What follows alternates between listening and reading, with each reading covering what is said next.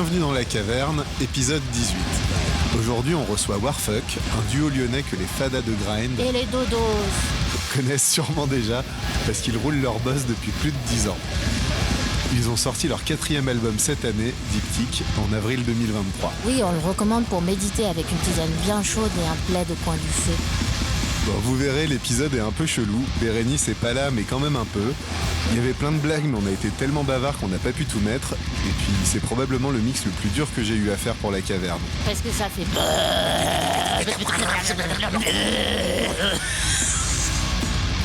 Cet épisode a été tourné le 29 septembre 2023.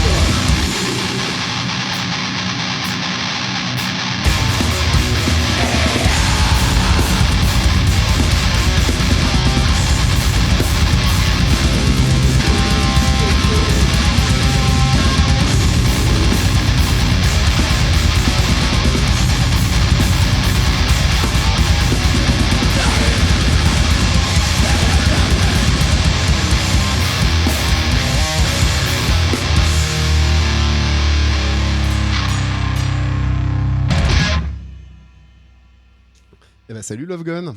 Ah, bâtard. Moi, ça me fait pas rire. Salut.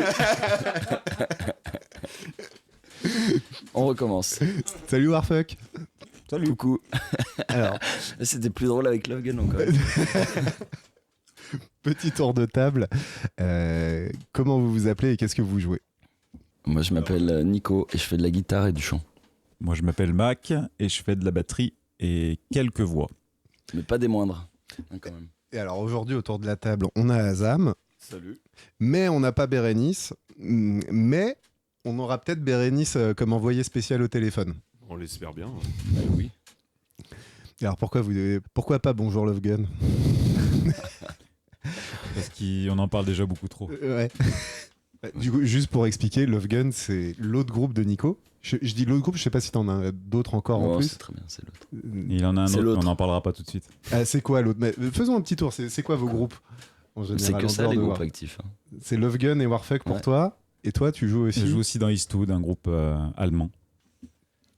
Parce que oui, en fait, juste avant qu'on fasse l'interview, je disais, je me demandais s'il y avait un concours de nombre de morceaux en peu de minutes sur l'album entre vous et Love Gun. Il n'y a pas de compétition entre ces deux groupes. À part peut-être à la batterie. À la mais- batterie, évidemment. Mais sinon, non. Mais c'est pas quand même votre 4e album là qui vient de sortir, c'est pas le plus ramassé quand même au niveau le plus dense en tout cas. Je crois qu'ils font tous la même durée à peu près. Ouais. Mais il y a peut-être plus de morceaux. Bon, Format déjà, hit. il a pas le même son. Ouais, le son, c'est très produit. Et c'est un choix que j'ai pas beaucoup l'habitude d'entendre dans l'écurie Lixiviat, alors que l'écurie Lixiviat, ça part autant de vous que de Monsieur Moule qu'on a déjà eu plusieurs fois Je pense ici. à un groupe particulier dans l'écurie Lixiviat. Vas-y, continue. De quoi comme son en général, il y a quand même beaucoup de trucs qui sortent chez Lixiviat qui sentent un peu plus la cave. T'as moins ce côté hyper On veut très des très noms. produit, quoi. On veut des noms, ouais, grave. J'en sais rien. Ran, c'est pas produit du tout de la même manière. Ouais. Non mais je suis d'accord avec toi, quand on écoute le nouvel album de Warfuck, Ah, c'est ça. ça y est, en fait le premier truc qui frappe c'est vraiment la densité et la qualité du son, enfin l'ampleur du son en fait. Et c'est un choix délibéré ou vous vouliez pas continuer à enregistrer dans vos chiottes ou dans votre cuisine ou vous avez... Ouais, c'est histoire d'avoir un album avec un son qui sonne comme les grosses productions de grind en général. Ouais. Quoi. C'est la première fois qu'on est vraiment content du son. Et avant, on était content de le faire nous-mêmes. On essayait de faire bien, mais ça avait ses limites. Et en même temps, c'est un délire très particulier ce qu'il faut faire pour obtenir le son que vous avez eu sur votre album. De ce que tu m'as raconté, il n'y a pas de vrai ampli guitare Mhm. qu'on entend. C'est des simulations d'ampli refaites par le mixeur dans son ordi. Il y a sûrement des samples rajoutés pour qu'il y ait autant d'impact, Ouais, etc. clairement. Du coup, c'est un choix où en fait c'est marrant à quel point il faut artificialiser la prise de son d'une certaine manière pour que ça se rapproche de ce que vous avez dans la tête. Sûrement aussi parce qu'on n'a pas fait les choses au goût du gars qui a mixé. Parce que nous, on a fait les prises chez moi, avec notamment l'aide de Giles. Et on a envoyé mixer ça ailleurs, dans un gars qui fait des productions, qui a fait The Arson Project, qui a fait Gadgets, qui a fait tous ces gros, avec des amplis, avec son matos, avec ses micros. Et le gars, quand il a récupéré notre matos et qu'on lui a dit on veut sonner comme ça, il a fait en sorte que ça sonne comme ça. Après, est-ce qu'on a pris le mauvais chemin ? En tout cas, nous, on aime bien enregistrer à la maison. Alors qu'après, que le gars, parce que nous, quand il nous a envoyé les pistes, on a dit wow, gros son de guitare. Et on savait pas qu'il avait utilisé un Ouais. truc. Et c'est après, je lui ai envoyé 2-3 questions sur un sujet de je sais plus quoi. Et il m'a dit qu'il était passé. Je lui ai demandé quel micro il avait utilisé, parce qu'on lui a envoyé pas mal de micros, parce qu'on a enregistré avec des vrais amplis. Et il a dit bon, en fait, j'ai pas utilisé les micros, j'ai utilisé la DI et j'ai Reamp. Et on était là, ok. Donc ça fait un peu chier sur le moment. Après, on se dit bah de toute façon, c'est ce que t'as joué. C'est juste Ouais. que c'est pas passé par le même tuyau, on va dire. Donc, en fait, si on le savait pas, on serait super content du son. Et puis pour Et le on coup, le sait, et on est toujours super content du son. Donc en fait, c'est juste de l'ego mal placé que de se dire. Non. Et puis je suis d'accord sur le côté puriste. C'est juste, je trouve ça intéressant parce que c'est un truc qui me semble assez spécifique au monde du métal en général, d'avoir ces approches de production. Non, où la finalement, pop, tu vois, par exemple, le fait de beaucoup rajouter de samples. Je et pense trucs que comme ça. n'importe quelle production de pop, c'est tout samplé Ouais. sur la batterie. Oui, t'as raison. Alors, on peut parler pense que des c'est points juste communs la entre pop, la ouais. pop et le métal extrême, Je quoi. crois que c'est juste les standards de production. Par qui contre c'est sont intéressant différents. parce que est-ce que Warfuck est un groupe de métal extrême? Alors, est-ce que c'est un groupe de pop? Bah, Ah oui. De pop extrême. vu le dernier album, oui. C'est de la pop extrême. C'est de la pop extrême. Et du coup, là, l'album, il est sorti il y a quelques mois. On tourne ça en septembre. Il est sorti En avril-mai. En avril-mai, ouais. Du coup, vous avez tourné un petit peu depuis la sortie, là? Ouais, carrément. On a fait surtout des fests plutôt que des tournées. On est allé en Lituanie. On est allé à Malmö après on est allé en Allemagne, à Karlsruhe. Et après, on est allé à Londres. Enfin, on a fait 3 dates On a fait le Drash Fest aussi à Hambourg. Il y a eu le Lixivia Fest. Parce qu'il me semble quand même. Grind the Nazis Camp. Vous Enfin êtes voilà. comme des surtout, vous êtes comme des grands voyageurs. Il me semble que vous avez déjà tourné au Japon, par exemple. 2 fois. 2 fois. Ouais. C'est quand même pas donné à tout le monde de tourner au Japon, non? À Turquie, le Mexique, la Russie. Alors la Russie, c'est moins Les d'actualité maintenant. États-Unis. Les États-Unis, mais on va le dire vite parce que c'était de la merde. Mais l'Islande, on a joué en Islande aussi. Oui. Et comme le dit Buffat Délétard, on est connu un peu de partout dans le monde, par pas beaucoup de gens. Ouais. Mais on est connu un peu de partout dans le monde. Ok, alors Warfox, c'est quand même un duo, guitare, batterie, vous avez pas de basse. Alors, comment vous êtes rencontrés? Ça fait très longtemps que vous jouez ensemble. Ah ouais. Vous étiez ensemble à la maternelle ou pas? Parce qu'il y a quand même une super complicité entre vous. Non, ça c'est moule. Ça, c'est C'est cool. clair. Ok. Et autre chose, Encore le ça viol. Walter. vous manque pas de pas avoir de bassiste. Et comment vous palliez à ça en fait? Ou est-ce que vous avez décidé de vous en foutre et de dire il y a pas de bassiste, c'est comme ça? Ah, ça fait beaucoup d'un coup. Alors, on s'est rencontrés, c'était 2008-2009, dans Obnoxious, groupe de trash death metal. D'accord. Et je faisais la basse. Mhm. Du coup, moi, j'étais plutôt à la basse, quoi, quand on s'est rencontrés. Ouais, quand on s'est rencontrés, alors la première fois que j'ai entendu parler de Nico, c'est les autres, ils m'ont dit on va peut-être auditionner un petit jeune, mais il a pas encore le permis, donc ils étaient pas trop chauds. Et on a joué avec son ancien groupe à Saint-Étienne, et il fallait aller le voir pour discuter un peu. Voilà, est-ce qu'on va faire une audition et tout ça. Moi, je voulais pas du tout le voir. J'avais dit non, j'ai rien à foutre de ce gars, vous vous démerdez. Et ben voilà. Finalement, 12-13 ans après, je joue avec lui. D'accord. Mais C'est tout, quoi. vous avez monté Warfuck direct ou Non. On a mis 2-3 ans. On a commencé Warfuck Love Gun à peu près en même temps. Non, Logan, on commence avant. Ouais, on a commencé en 90, Love Gun. Et puis moi, j'avais déjà eu un groupe de grind, donc j'étais déjà bien bercé là-dedans. Et on s'est retrouvés à écouter les mêmes trucs et à se dire, ce serait pas mal qu'on fasse un peu de musique. On s'est dit, allez, vas-y, on va faire 2-3 morceaux. Puis ça s'est fait très vite et on a commencé. D'accord. Mais l'absence du bassiste, elle est délibérée ou c'est Elle est juste comme ça? délibérée. Alors, au début, on voulait surtout un chanteur. Ouais, en fait. clairement. Moi, je chantais pas vraiment avant, quoi. Genre, me voir pas. Et du coup, on voulait un chanteur en plus d'un. Enfin, pas forcément de bassiste, parce que du coup, j'avais frontman, 2 amplis. en fait. Ouais, j'avais 2 amplis, et puis derrière, ça, tu sais, dans le grind, ça se fait pas mal finalement. Ah. Et du coup, on a commencé comme ça. Et le but, c'était de moins se faire chier aussi. Et dans Obno, on était 5. Voilà. On s'est pris la tête assez facilement. Donc à 2, au moins, c'était facile, tu vois. On se prend pas la tête pour les déplacements, les dispos, les motifs, les machins. On a tout fait au début, je sais pas, entre l'été et décembre, on avait composé et enregistré en fait. Ok. Ouais, et puis c'est peut-être moi qui projette depuis Boucan, hein, mais je trouve qu'il y a un truc qui est trop bien dans les duos aussi, c'est que du coup t'as toute la place du monde, quoi. C'est ça. Si t'as envie de remplir dans tous les sens, t'as pas peur de marcher sur les pompes d'un autre, quoi. C'est clair. Du coup, créativement, c'est assez rigolo comme exercice parce que tu sens que tu peux te lâcher, quoi. Et il a pas besoin de s'accorder. Il est toujours accordé avec lui-même. Je suis toujours juste. Même si je Toujours me juste. trompe de note, c'est la bonne. Parce que qui va dire le contraire? Mais on a vraiment cherché un chanteur. Hein. Et Ouais. c'est vraiment qu'on a eu pas mal de refus. Et à un moment, on s'est retrouvé Nico avec le micro. Ça, c'est des très Ça très vaut le très bons souvenirs. Et on n'a pas enregistré les pistes, c'est bien dommage. Parce que l'ordi s'éteignait. Ouais, parce que c'était un ordinateur portable et si on bougeait un peu trop, le câble bougeait, l'ordinateur s'éteignait. Alors on a loupé un paquet de prises comme ça. Et il cherchait sa voix, donc il criait. Et au début, on aurait dit un vieux groupe de punk français. J'aime bien les dégueulasse. berruriers noirs. Les Berruriers Noirs avec un fond grindcore, c'était incroyablement mauvais.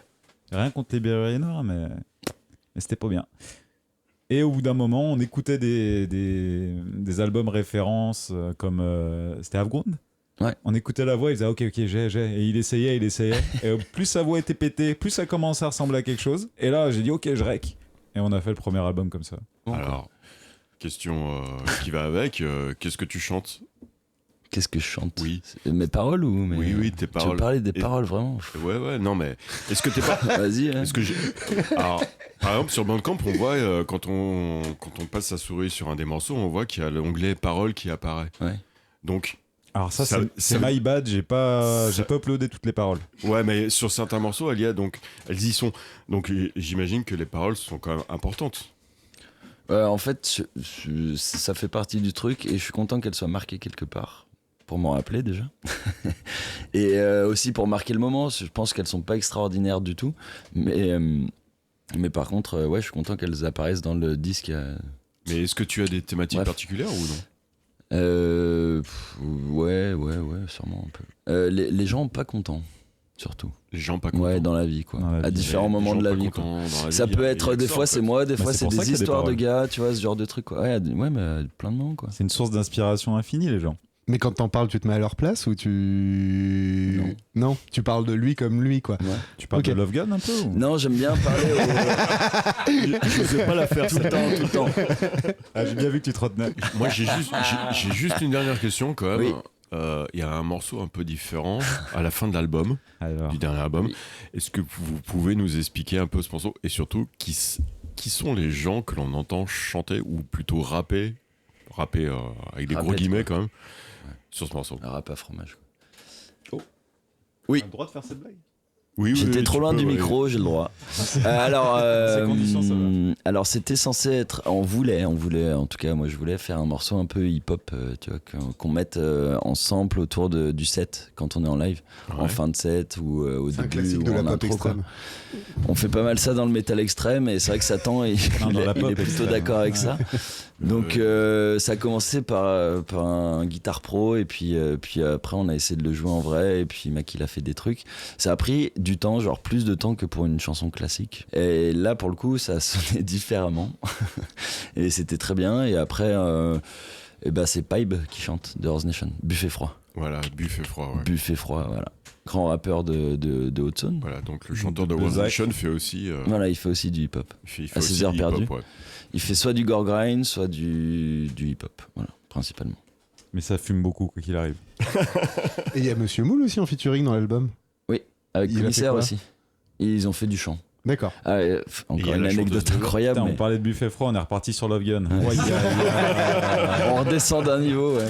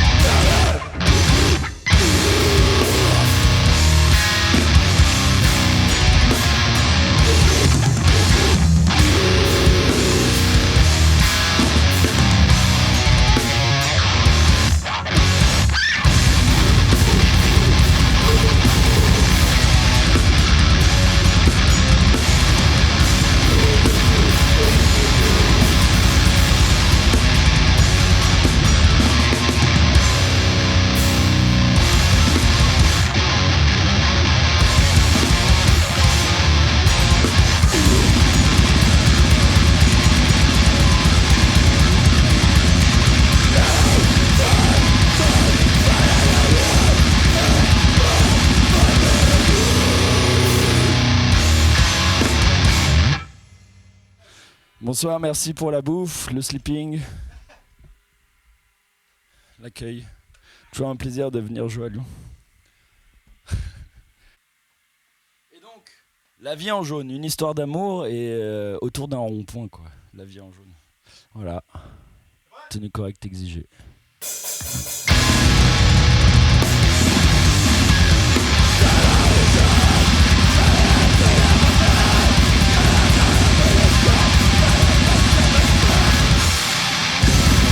Don't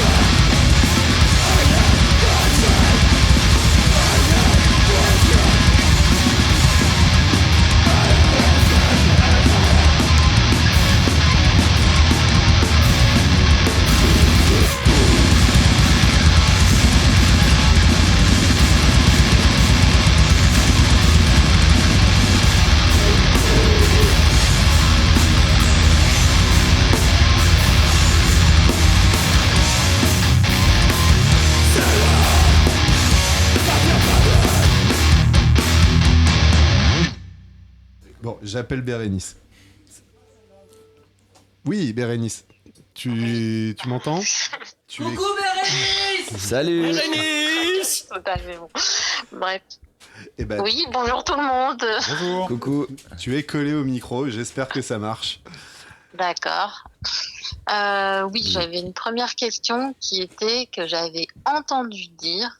Je veux savoir si c'est une légende urbaine qu'il y a un concert que vous avez donné dans une salle, je ne sais pas où ça s'est fini avec des trous dans les murs. Et je voulais savoir si c'était juste une légende urbaine ou si c'était vrai et à quoi ça correspondait. C'est Mac qui dit. Hein. Alors non, ce n'est pas une légende urbaine. Nicolas a cassé le mur du Warm Audio à Lyon 2 fois. en sautant dessus. 2 fois. Et on a rejoué quelques mois après. Le gérant lui a bien dit attention, tu casses pas le mur. Et il a sauté dessus, il l'a recassé. Donc cet homme est un peu con, il n'apprendra jamais. À Grenoble, on m'avait demandé. Hein. Et du coup, il est retourné voir le patron de bar avec des fleurs et pour l'aider à reconstruire le mur le deuxième coup. D'accord. Vous êtes toujours admis au Warm Audio quand Oui, même. on a répété là-bas pendant un moment. Ok. Mais par contre, moi, il faut que je vous laisse vraiment. Ça Et marche. profitez bien. Bah, Bisous, grand Bérénice. merci, Bérénice. J'ai posé ma question à la Bonne nuit. question à la con. Bonne soirée. Voilà. Et Salut. très bonne Bonne question. soirée. Au Merci. revoir. Bisous. Tchuss. Si, moi, il y a un truc dont je voulais causer. Parce que comme c'est pas de la musique que j'écoute au quotidien dans ma vie, Moi non plus. j'ai des grosses questions de novice. Genre, le délire de morceaux d'une minute. Moi, quand je mets votre album sur Bandcamp, en fait, j'ai pas les codes pour vraiment saisir la différence entre morceau 1 et morceau 2. Je trouve qu'il y a autant de variations à l'intérieur de morceau 1 que entre morceau 1 et morceau 2. Et du coup, j'ai plus l'impression d'entendre un très grand morceau avec des petites coupes par moment. Et ça, c'est un peu le but recherché aussi. C'est qu'on essaye souvent dans nos albums de mélanger un peu les morceaux, au moins de les enchaîner ou mettre des samples qui permettent de lier un peu le tout. Et ouais, c'est plus, faut écouter ça comme un album plutôt que des morceaux à droite à gauche, quoi. Il y a une question corollaire, c'est que est-ce que parfois vous faites un morceau en vous disant tiens celui-là on va le coller derrière celui-là parce que ça va bien aller.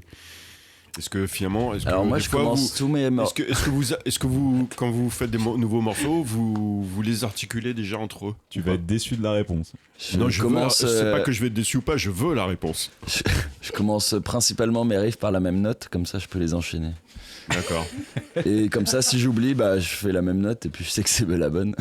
Souvent, quand il oublie la setlist, il lance la note, il me voit commencer et il du coup, enchaîne. Il se dit ah c'est ce morceau. Du coup, Mac te fait les gros yeux, genre non, c'est pas ce morceau-là, c'est l'autre. Ok. C'est le premier à se tromper. Moi, il y a un truc qui me frappe quand même, c'est que vous arrêtez pas de raconter des conneries, mais dans le bon sens du terme, et de plaisanter sur vous, sur votre incapacité à jouer correctement, à pas vous planter, etc.